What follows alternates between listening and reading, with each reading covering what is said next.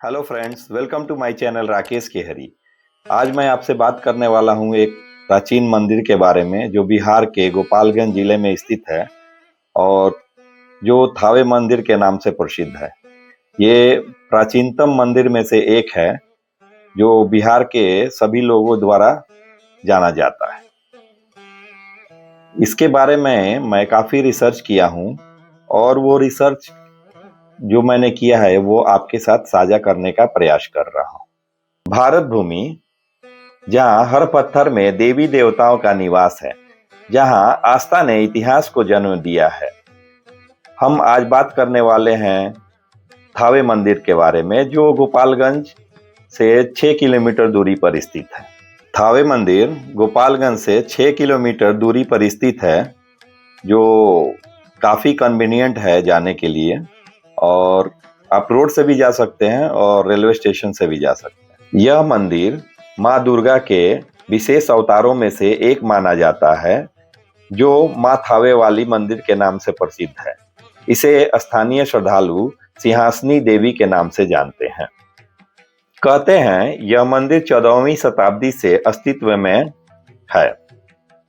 इस मंदिर की पृष्ठभूमि प्राचीनतम कथाओं से जुड़ी हुई है।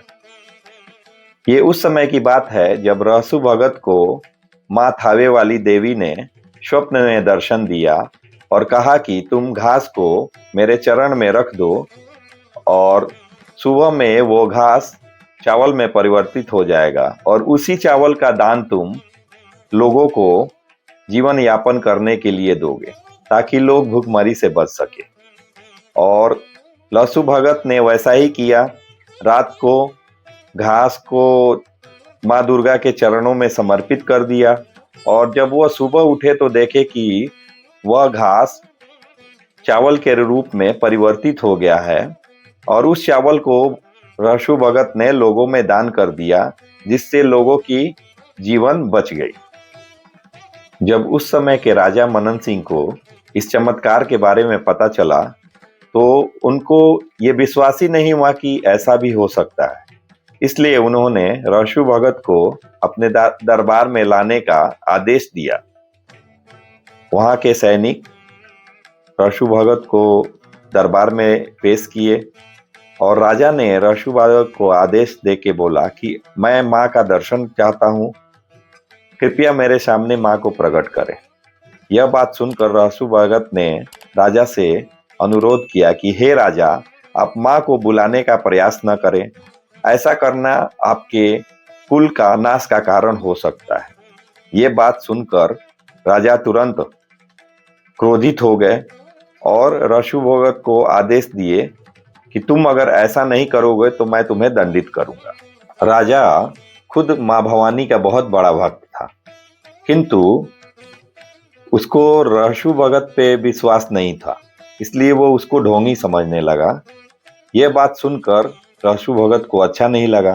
राजा ने फिर रहसु भगत को कहा कि अगर तुम सच्चे भक्त हो तो माँ भवानी को यहाँ बुलाओ और माँ भवानी का दर्शन मुझे कराओ, तभी मैं तुम्हारे ऊपर विश्वास करूंगा। जैसे ही रहसु भगत ने राजा का यह वचन सुना, उन्होंने माँ भवानी को मन में ही याद किया और उनसे प्रार्थना की कि हे माता, आप मुझे थावे में दर्शन दे।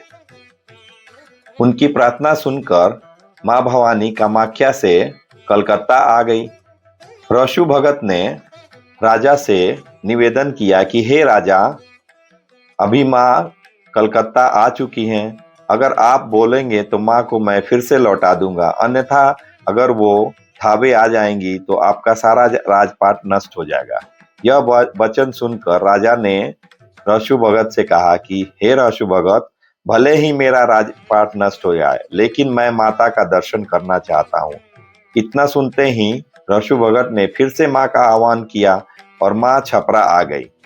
छपरा आने के बाद से फिर से रहसु भगत ने राजा को कहा कि हे राजा, माँ अभी छपरा आ चुकी हैं और ये अंतिम समय है जो माँ को मैं लौटा सकता हूँ।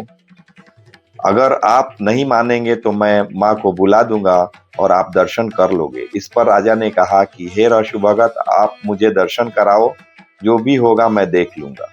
इतना सुनते ही रसु भगत ने माँ का आह्वान किया और माँ भवानी वहां से थावे प्रकट हुई और रसु भगत के शरीर से अपना हाथ मस्तक को चीरते हुए राजा को दर्शन दिया। जैसे ही राजा ने माँ के हाथ का दर्शन किया, उनके प्राण तुरंत शरीर से निकल गए और उनके कुल का नाश हो गया। यह कहानी हम बचपन से अपने पूर्वजों से सुनते आ रहे हैं कि रसु भगत बहुत बड़े भक्त थे माँ भवानी के और राजा भी बहुत बड़े भक्त थे, किंतु केवल विश्वास नहीं करने के कारण उनके राजा का राजपाट नष्ट हो गया। रिसर्च के दौरान मुझे यह पता चला है कि मंदिर परिसर में एक अजीबोगरीब पेड़ है जिसकी जीव वैज्ञानिक पहचान अभी तक नहीं कर पाए हैं और यह पेड़ प्राकृतिक रूप से ऐसे बड़ा है जैसे कोई धार्मिक प्रतीक हो और श्रद्धालु इसे माँ का चिन्ह के रूप में जानते हैं। यहाँ साल में 2 बार नवरात्रि के समय मेला लगता है, चैत्र मास में और अश्विन मास में। अगर आपको बिहार आने का मौका मिलता है तो आप थावे आकर माँ भवानी का दर्शन करें। अपने परिवार के साथ आएं, अपने दोस्तों के साथ आएं, अपने सगे संबंधियों के साथ आएं।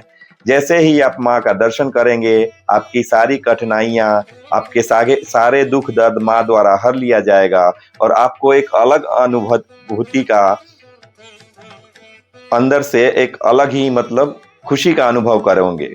तो मेरा मानना यही है और रिक्वेस्ट भी यही है कि आप अपने दोस्तों को बताएं, अपने सगे संबंधियों के बताएं और आपको मौका मिलता है तो आप थावे आकर दर्शन करें जो गोपालगंज में स्थित है। और यही है इतिहास थावे मंदिर का। और मैं हूँ राकेश केहरी और इसी के साथ मैं अलविदा लेता हूँ।